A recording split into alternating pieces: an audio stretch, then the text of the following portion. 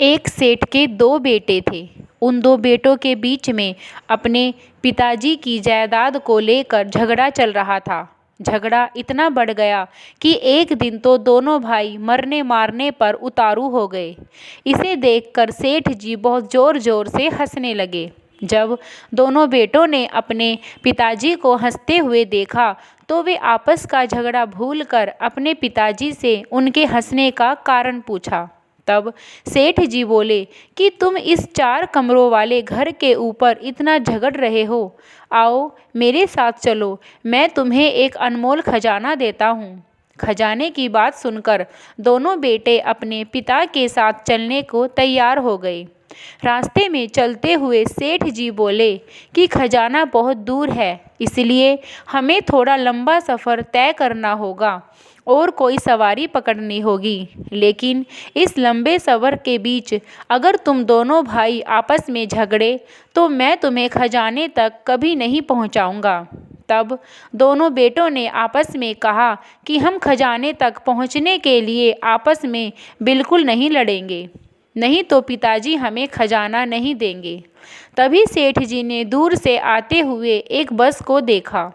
सेठ जी अपने बेटों के साथ उस बस में चढ़ गए। उस बस में केवल 2 ही सीटें खाली थी। एक सीट पर तो सेठ जी बैठ गए और दूसरी सीट पर कभी छोटा बेटा बैठ जाता तो कभी बड़ा बेटा बैठ जाता। इस तरह दोनों बेटों ने अपना सफ़र तय किया। बहुत लंबा सफ़र तय करने के बाद सेठ जी बस से उतरे और अपने बेटों को अपने गांव ले आए। उन्हें लेकर एक हवेली तक आए। हवेली बहुत ही सुनसान पड़ी थी और वहाँ पर कबूतरों ने अपना घोंसला बना लिया था। ये देखकर सेठ जी वहीं पर बैठकर रोने लगे। दोनों बेटों ने अपने पिताजी से पूछा कि पिताजी आप क्यों रो रहे हो। तब सेठ जी बोले, इस हवेली को गौर से देखो, तुम दोनों का बचपन इसी हवेली में हंसते खेलते बीता है। इस हवेली को पाने के लिए मैंने अपने बड़े भाई से बहुत लड़ाई की थी और वह इस हवेली को छोड़कर दूसरे शहर में जा बसा और हमारा रिश्ता खत्म हो गया, जिस बात का मुझे अब भी बहुत दुख है। और एक समय ऐसा आया कि मुझे भी इस हवेली को छोड़कर शहर में जाना पड़ा। अच्छा, तुम दोनों मुझे अब एक बात बताओ, जिस बस की सीट पर तुम दोनों बारी बारी से बैठकर आए थे, क्या वह बस की सीट हमेशा के लिए हमारी हो सकती है? क्या उस सीट पर हमारे सिवा कोई दूसरा नहीं बैठेगा? तब दोनों बेटों ने कहा कि आप कैसी बात कर रहे हो पिताजी, बस की यात्रा तो चलती रहती है और सीटों पर सवारियां भी बदलती रहती हैं। आज कोई और बैठा था, कल कोई और बैठेगा। उस सीट में है ही क्या जो थोड़ी सी देर के लिए हमारी हो? अपने दोनों बेटों की बात सुनकर सेठ जी हंसने लगे और फिर अचानक रोने लगे और रोते हुए बोले कि बच्चों, मैं तुम्हें इसी बात को समझाने के लिए यहाँ पर लाया हूँ। यही सबसे बड़ा खजाना है। यदि तुमने इस खजाने को समझ लिया तो जीवन में कभी भी दुख नहीं पाओगे। देखो, जो चीज़ थोड़ी देर के लिए तुम्हारी है, तुमसे पहले उसका मालिक कोई और था।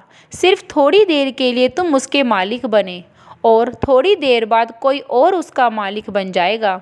बस बेटा, यही बात अपने जीवन में भी लागू करना कि घर, जमीन, जायदाद के लिए जो तुम्हारे भाइयों का अनमोल रिश्ता है, उसकी कुर्बानी मत देना। जमीन जायदाद तुम्हारे पास सदा के लिए नहीं रहेंगी। एक ना एक दिन तुम्हें इसे छोड़कर जाना ही होगा। यदि कोई लालच मन में आए तो इस हवेली को याद करना। अच्छे अच्छे महलों में भी कबूतर अपना घोंसला बना लेते हैं।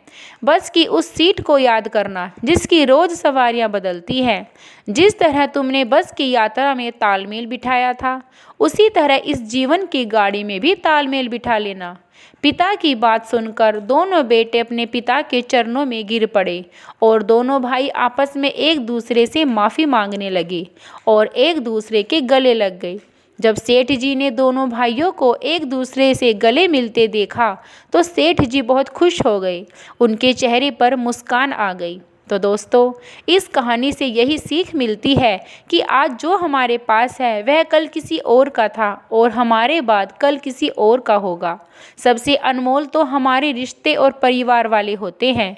मुसीबत के समय में अपना परिवार ही काम आता है, इसलिए हमें आपस में प्रेम से रहना चाहिए। वीडियो पसंद आई हो तो प्लीज़ मेरे चैनल को सब्सक्राइब ज़रूर करें। धन्यवाद।